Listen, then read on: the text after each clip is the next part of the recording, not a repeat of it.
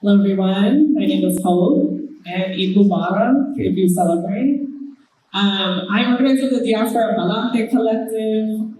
We're an internationalist, anti-imperialist organization made up of Puerto Ricans and allies committed to fighting for an independent and socialist Puerto Rico.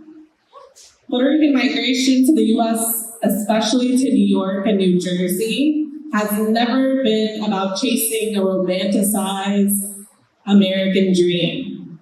It's been forced, the result of U.S. colonial policies that destabilize life across our archipelago and make it impossible for many of us to stay. After the U.S. invaded Puerto Rico in 1898, it restructured our economy for its own gain. In the 40s, the U.S. imposed Operation Bootstrap with the promise of development. But in reality, this gutted our agricultural sector. It created dependence on U.S. imports and handed over our land and labor to U.S. corporations. That dependence was locked in by the Jones Act, which forced Puerto Rico to import everything through U.S. ports, on U.S. ships, with U.S. crews, raising our costs and cutting us off from regional trade. This ensured that the U.S. controlled Puerto Ricans' every basic need. Tens of thousands of rural workers were displaced almost overnight. Jobs vanished, poverty intensified, and with no meaningful support, migration became survival.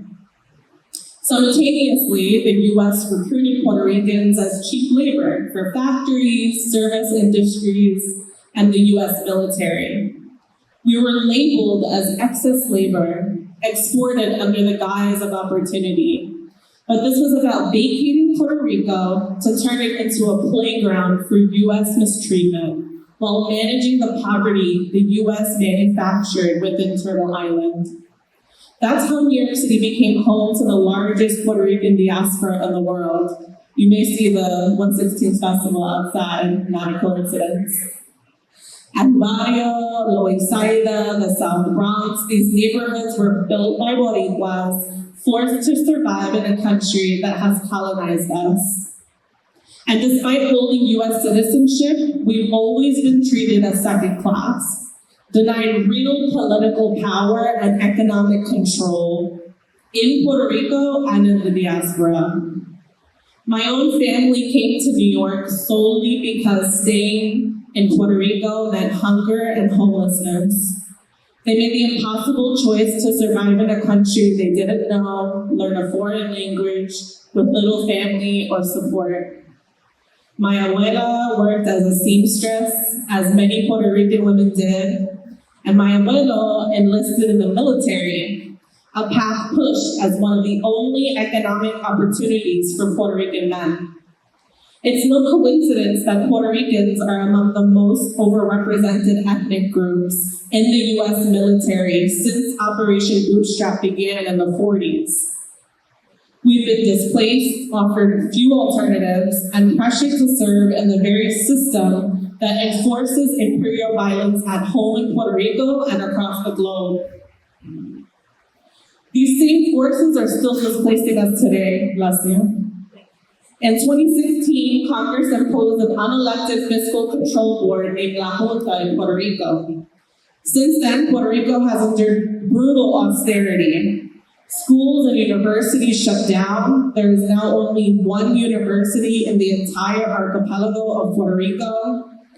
Pensions have been slashed. Our power grid has been sold off to private companies, including Luma and Genera PR.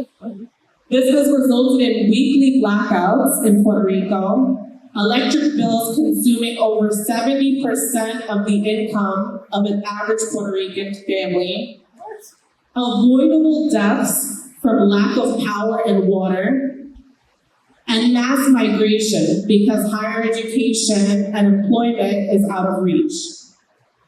Then came Act 60 in Puerto Rico, a law that gave huge tax breaks to wealthy, mostly non-Puerto Rican investors.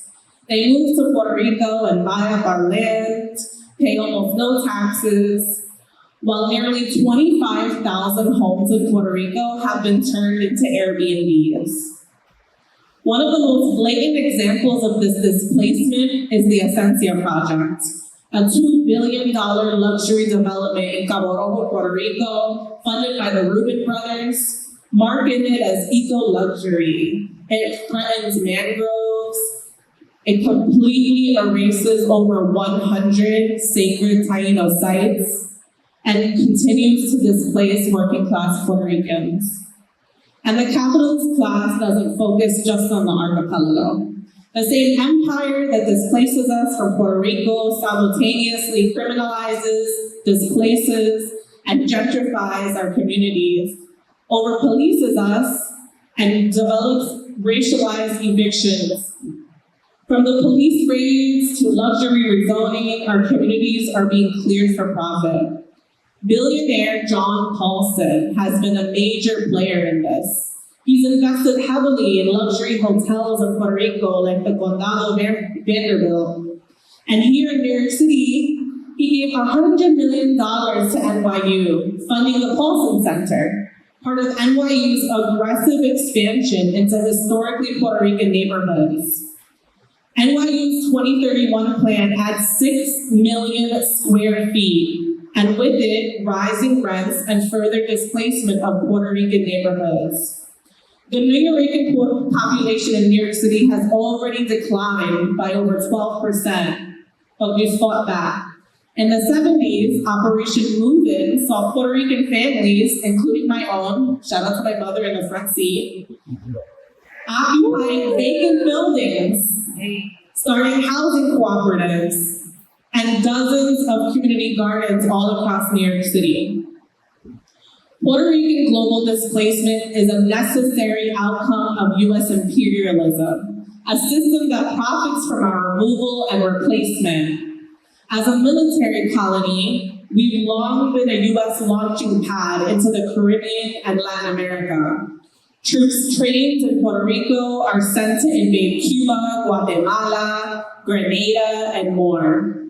Our lands are militarized, and our people are over-recruited into war. Like in Palestine, these tactics are framed as investment and security, but they're really about land grabs, repression, and erasure. At the Diaspora Palante Collective, we resist by sending repatriation brigades back to Puerto Rico, filled with Puerto Ricans who, this is their first time back in the homeland. We fundraise to support local unionized workers, fighting foreign-owned companies, and continue to organize against the Esencia Project. Whether it's land grabs in Cabo Rojo, Puerto Rico, or settler expansion in East Jerusalem, we're fighting the same system, US-backed imperialism that displaces us for profit. People in New York and New Jersey have a responsibility to care about this. Puerto Ricans are a pillar of what many love about these areas. We created the first bodegas. We organized for some of the first labor protections, the first housing co-ops, the first credit unions in New York City. We birthed hip-hop and Black parties alongside our Black siblings. We're proud of our culture, but we also know it came from necessity. We were forced here, and even now, we're still being displaced by real estate capital, luxury developers, and university expansion.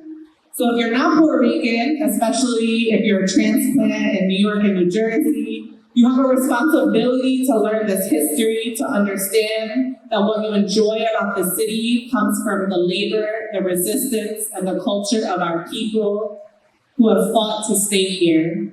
And for all of us living in the US as the imperial core, we have the responsibility to organize and destroy capitalism.